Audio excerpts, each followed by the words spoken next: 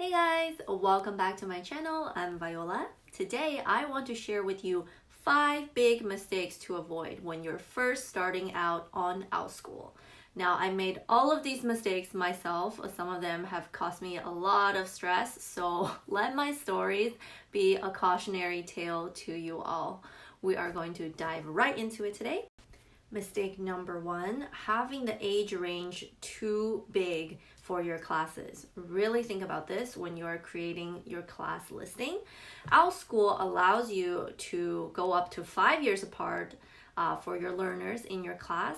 But if you think about it, a 5 years old versus a 10 years old are very different in their developmental stages. So you may be teaching a content that is a little bit challenging for 5 years old, but for the 10 years old, it's going to be too easy and they are going to be bored. I don't know how to cut this, teacher. I'm done, teacher. Can we do the next thing already? So you're going to have that conflict and there's going to be frustration and you're just going to be like sweating and trying to manage everybody's pace. So it's not really a good idea. I would say ideally go no more than 4 years apart, and 3 years apart is even better.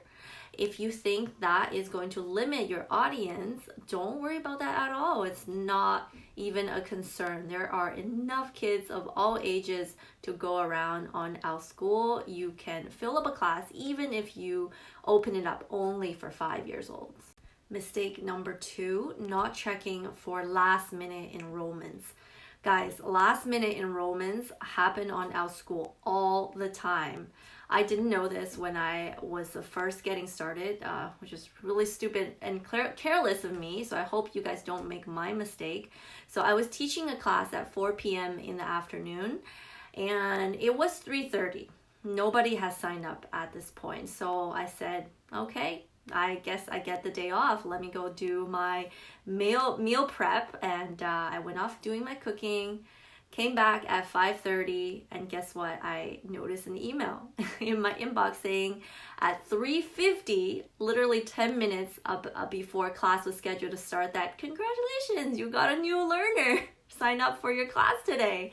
And then at 4:05, the parent messaged me as well saying, hey, we're here, but it says waiting for hosts to start meeting. So I missed the whole class. I felt so terrible. I emailed the parent back saying, I'm so sorry. I will give you your full refund. I hope that Ryan can join my class again in the future. They didn't email back, and that's okay.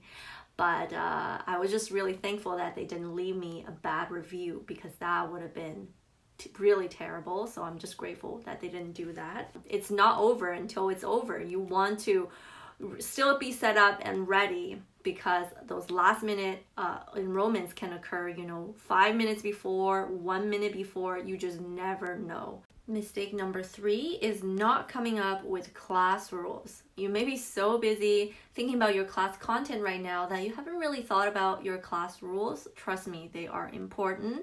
Just like a real brick and mortar class, you want to set some boundaries in your online classrooms.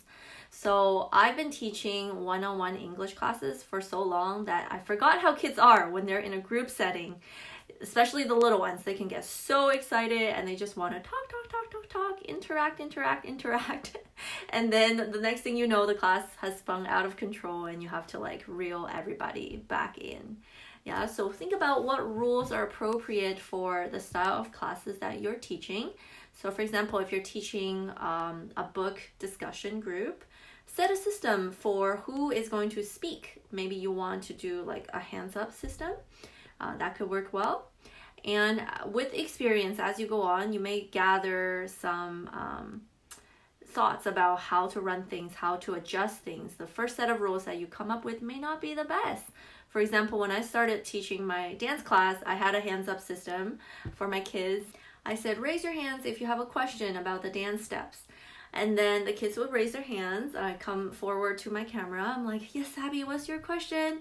And then little Abby goes, oh, did you know that I have a hammock and a swimming pool in my backyard? And I was just like, oh, that's awesome. That has nothing to do with the dance, but that's really cool. And this would keep happening throughout the class. And then next thing I know, we spend like 10 minutes talking about Abby's swimming lessons. So I found out that the hands up thing doesn't work in my class. So what I do now instead is I tell the kids to save their questions, and then I will come to the camera at certain times during the class, and then I ask them to ask me then, and then I would tell them, okay, all right, those are the questions that for now, and then we will address the other questions later on, and I find that works better for me. Mistake number 4, not knowing how to use Zoom. Now, you may have used Zoom once or twice for your friend's virtual birthday party and you think, I'm good. Think again. Zoom has so many little functions. There's screen sharing, audio sharing, breakout rooms, so many little tools that are really, really helpful, and you want to get to know them. Just take a little bit of time before your class to play around. It just takes maybe like 10 minutes or so, and it will help you so much in your first class. Outschool actually has a workshop for newbie teachers in which they go over all of Zoom's function, and it's really, really helpful. I definitely recommend checking that out.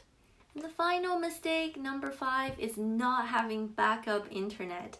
Now, you may feel like this is a non-issue for you if your internet always had good records. Maybe it's just me, but I think it's a really good idea to have a backup. In my second class, my internet went down for a total of 3 minutes, and I was in like total panic mode.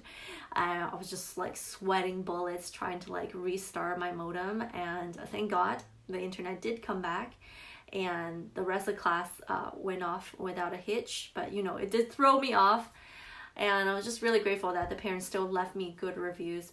Now what I always have on the side is this handy dandy little device. It's called a SkyRoam, and it's a portable internet that works anywhere in the world. I used to take it a lot with me when I go traveling, and now it serves as my backup internet for my online classes.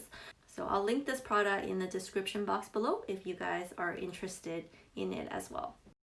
Alright guys, so those are my top 5 mistakes to avoid when you are just starting out on Outschool. If you have some tips of your own, please feel free to share them with me in the comments below. If you found today's video helpful, please give it a thumbs up and subscribe to my channel for more. I'll see you guys again next time. Bye!